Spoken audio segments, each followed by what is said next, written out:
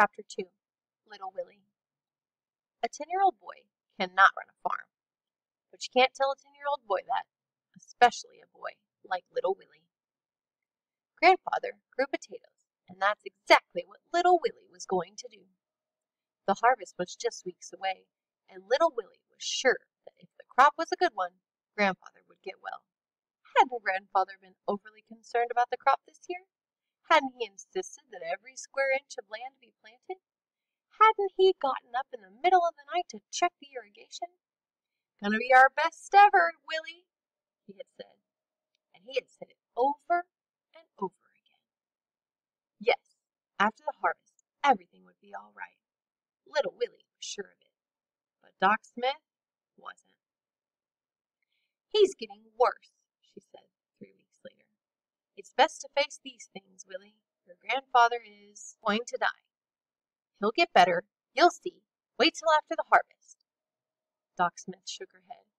"I think you should consider letting Mrs. Peacock in town take care of him, like she does those other sickly folks. He'll be in good hands until the end comes." Doc Smith stepped up into the wagon. "You can come live with me until we make plans."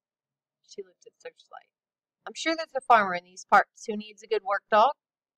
Searchlight growled, causing Doc Smith's horse Rex to pull the wagon forward a few feet. "Believe me, Willie, it's better this way." "No!" shouted Little Willie. "We're a family, don't you see? We gotta stick together."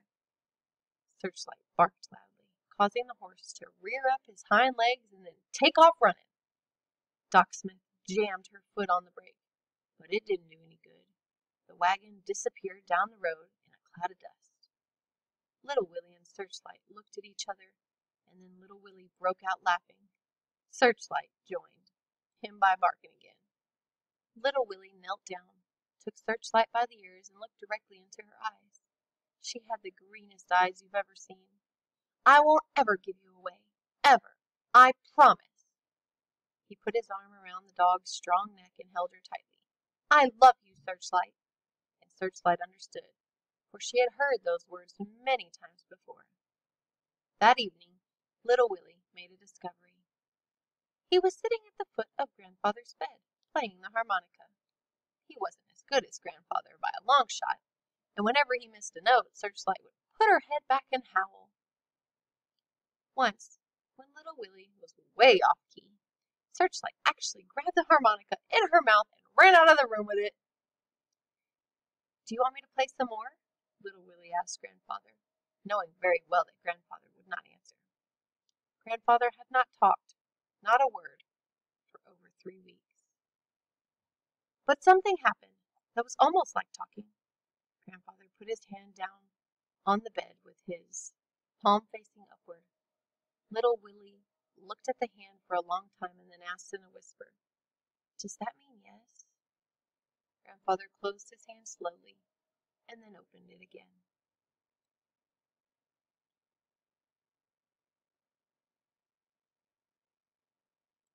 Little Willie rushed to the side of the bed. His eyes were wild with excitement. "What's the sign for no?" Grandfather turned his hand over and laid it flat on the bed. Palm down meant no. Palm up meant yes. Before the night was over, they had worked out other signals in their hand and finger code. 1 finger meant "I'm hungry." 2 fingers meant water. But most of the time, Little Willie just asked questions that Grandfather could answer, either yes or no. And Searchlight seemed to know what was going on, for she would lick Grandfather's hand every time he made a sign. The next day, Little Willie began to prepare for the harvest. There was a lot of work to be done. The underground shed, where the potatoes would be stored until they could be sold, had to be cleaned. The potato sacks had to be inspected and mended if need be. The plow had to be sharpened, but most important, because Grandfather's old mare had died last winter, a horse to pull the plow had to be located and rented. It was going to be difficult to find a horse, because most farmers were not interested in overworking their animals for any price. Grandfather kept his money in a strong box under the boards in the corner of his bedroom. Little Willie got the box out and opened it. It was empty, except for some letters that Little Willie didn't bother to read. There was no money to rent a horse, no money for anything else, for that matter. Little Willie had had no idea they were broke.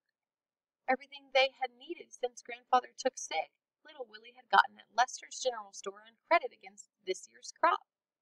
No wonder Grandfather was so concerned. No wonder he had gotten sick. Little Willie had to think of something, and quick. It was now the middle of September. The potatoes they had planted in early June took from 90 to 120 days to mature, which meant they must be harvested soon. Besides, the longer he waited, the more danger there was that an early freeze would destroy the crop.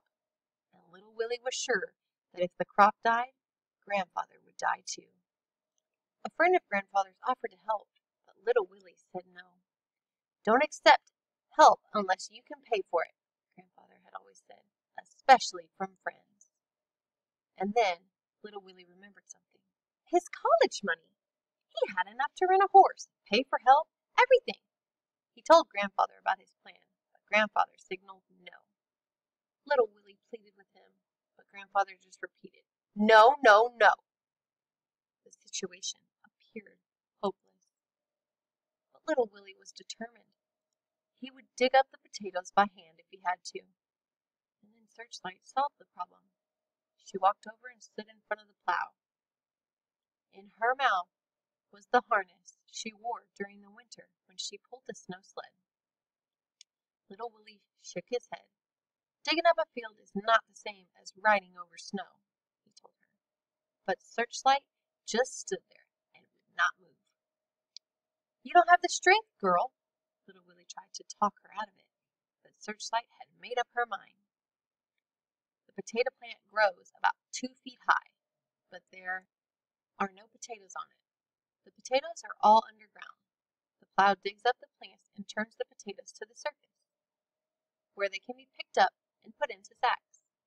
It took Little Willie and Searchlight over 10 days to complete the harvest, but they made it.